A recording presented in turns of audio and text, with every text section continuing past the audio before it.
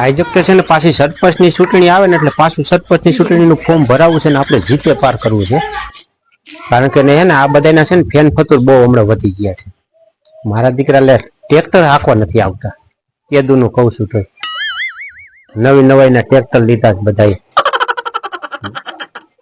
એક વર્ષની વાર છે ચૂંટણીની, પાછી ચૂંટણી લડવી છે, જીતવું જ છે. ત્યાં સુધીમાં છે ને આ એક વર્ષની અંદર એકાદી ગ્રાન્ટનું ઘામેડું મારીને એક ટ્રેક્ટર લઈ લો ભૂરા કાકા. એમ નહીં, તું આટલા બધા વર ખાતો ખાતો શું આયલો આવે, કાકા આવે. વર ખાતા ખાતા જ આવે ને. હવે કામ જ બધા એવા છે આ બધાના. નવી નવાઈના બધા ટ્રેક્ટર લીધા જો ને. ડોફા આવે, બબડતા બબડતા નું આયલું આવવાનું હોય. થયું શું ઈ કે ને કેરું નો બબડેસ તો એકલો બબડતા બબડતા જ આવે ને. હવે મેં 1 મહિનાથી ઘરમાં ધાણા લીધેલા પડ્યા છે, ખેતરમાં વાવવાના છે વાડીએ. ટીડા કાકાને કીધું, કરશન કાકાને કીધું, પૌલાને કીધું, ખીમાને કીધું. મારા દીકરા કઈ ટ્રેક્ટર લઈને વાવણી કરવા નથી આવતા. બોલો એમ નહીં, આ નવી નવાઈના ટ્રેક્ટર લઈને બેઠા છે તો એમ નહીં આપણે કીધું હોય તો વાવણી કરવા ન અવાય એને.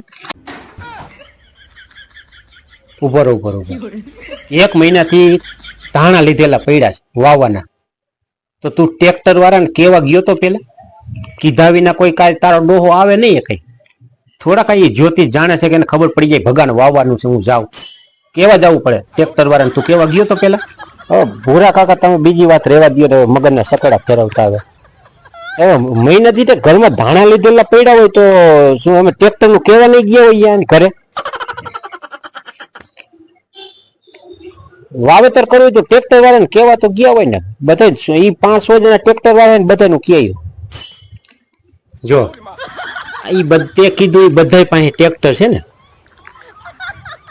પગલા પાસે છે, કરશન કાકા પાસે, ટીડા કાકા પાસે, ખીમા પાસે. તો ઈ ટ્રેક્ટર વાળાએ ધંધો કરવા હાટું થઈને ટ્રેક્ટર લીધું હોય અને તારે અહીંયા વાવવા આવતા નથી 1 મહિના તું કેસ હોય તો એનું છે ને ટ્રેક્ટરમાં કઈ વળતું નહીં હોય તો જ ન આવે. નકર આયા વિના થોડા રહીએ. ધંધા હાટું લીધું, ધંધો તો કરે ને માણસ, એનું કઈ વળતું નહીં હોય ટ્રેક્ટરમાં. લે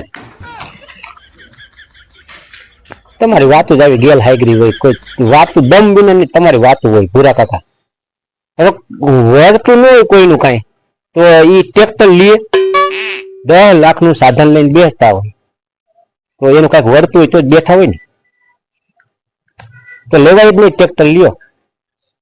હું તો કહું છું છે ને હળી ગયેલો ખટારો લઈ લેવાય, ક્યાંક કોકનું ખાતર હારવામાં કામમાં આવે. આ ટ્રેક્ટર લેવાય જ નહીં આપણે. 10 લાખનું વાહન લીધું હોય તો કઈક વળતું હોય તો જ લીધું હોય ને. મારા દીકરા કરવું જ નથી કામ, બીજું કઈ નહીં પૂરા કાકા. એ તો તું એને છે ને કઈ દેતો નહીં હોય. લુખે છે ને મફતમાં કામ કરાવતો હોય, 10 લાખનું સાધન મફતમાં કાલતો હોય, કઈ દેતો નહીં હોય તું.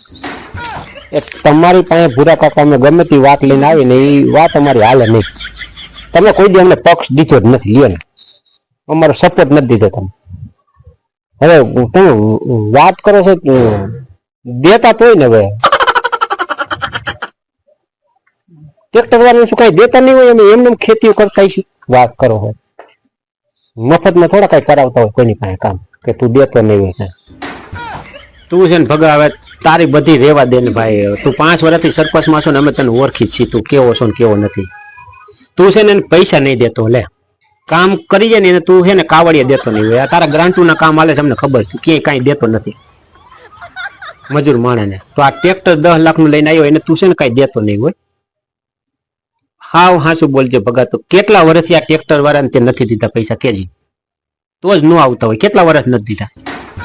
હજી બધા ટ્રેક્ટર વાળાનો, ખેડનો અને ખાતર વાળાનો, દવા વાળાનો હિસાબ કર્યો ને એને 2 વર્ષ થયા. હજી હમણાં બધા હિસાબ કરીને દીધો. જાણે કરશન કાકાને 2 વર્ષના એટલે એને નથી દીધા પૈસા બાકી છે.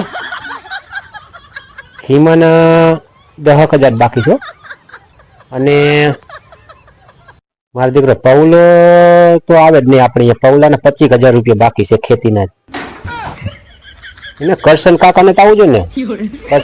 કરશન કાકા ન આવે ને, ભલે ને આપડા કાકા રહ્યા પણ તો ઘરનું ટ્રેક્ટર છે પણ તો આવે નહીં. બાકી રાખી ક્યાંથી આવે? નથી દીધા. 2-3 વર્ષથી કોઈને પૈસા ટ્રેક્ટર વાળાને નથી દીધા. ડોફા 10,000 ના 25,000 ના 2-3 વર્ષના બૂસ મારીને બેઠો હો તો તારા ડોહા એ આવે હાંકવા. તું હવે એમ છો હવે ઉપર ઉપર ઉપર. એમાં ટ્રેક્ટરમાં ડીઝલ નાખ્યા વિના હાલે? ડીઝલ નાખ્યા વિના ન ચાલે ને ભૂરા કાકા. વાતો કેવી ગયેલા એમાં પાણી થોડું બરે. પછી હપ્તે ટ્રેક્ટર લીધા હોય કોઈને તેવડ તો નથી કે 10 લાખનું 15 લાખનું સાધન રોકડે પૈસા લઈ. હપ્તે ટ્રેક્ટર આવ્યા હોય તો મહિનો થાય તો હપ્તો નાખ્યા વિના હાલે? એ હપ્તે ટ્રેક્ટર લીધું તો હપ્તા ભર્યા વિના ન હાલે, નકર તો ડોહા ખેંચી જાય ટ્રેક્ટરે. ઉભર ઉભર. પછી એને ખાવાય જોતું હોય ને ઘરમાં, એને બાયડી હોય છોકરા હોય, ઘરમાં ખાવાય જોતું હોય ને તો 10,000-15,000 રૂપિયા મહિને મહિને એમાં નાખવા પડે. ઘરમાં 10-15,000 રૂપિયા નાખ્યા વિના હાલે? મહિને મહિને એ ઘરમાં દેવા પડે. 5-25,000 મહિને ઘરમાં દેવા પડે, નકર ઘરે ન હાલે. એમાં નાખવા પડે પૈસા. એમને થોડા ઘર હાલે કઈ.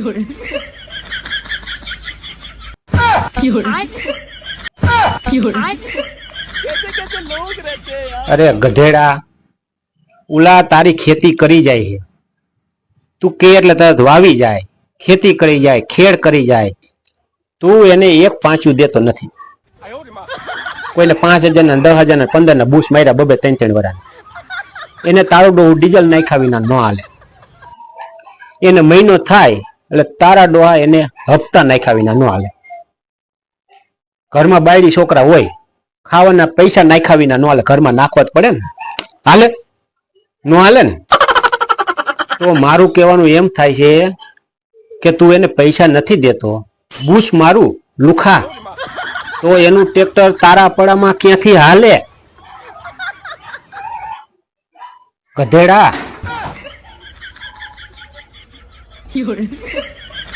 તું એક કામ કર, હવે છે ને તું આવતી ચૂંટણીમાં સરપંચ બનીને ને ગ્રાન્ટુ બ્રાન્ટુ 1-2 ખાઈ ગયે અને ટ્રેક્ટર લઈ લેજે, પછી તું બધાની ખેતી કરજે. ખબર પડે તારી કેમ થાય છે. કાકા કોઈને કાંઈ દેતો નથી, તારું ડોહું એનું ઘર હાલે?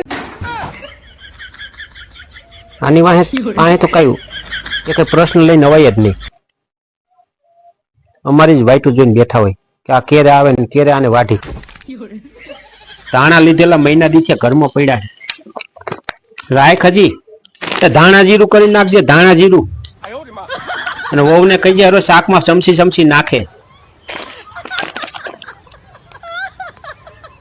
બૂસ મારું આવા ને આવા હિલાવે, કોઈને કઈ દેવું નથી. પાછા અહીં વાંક કાઢે છે બધાને. ખતમ. આવા જ હાલી નીકળ્યા. Bye bye, Tata, good bye, ગયા.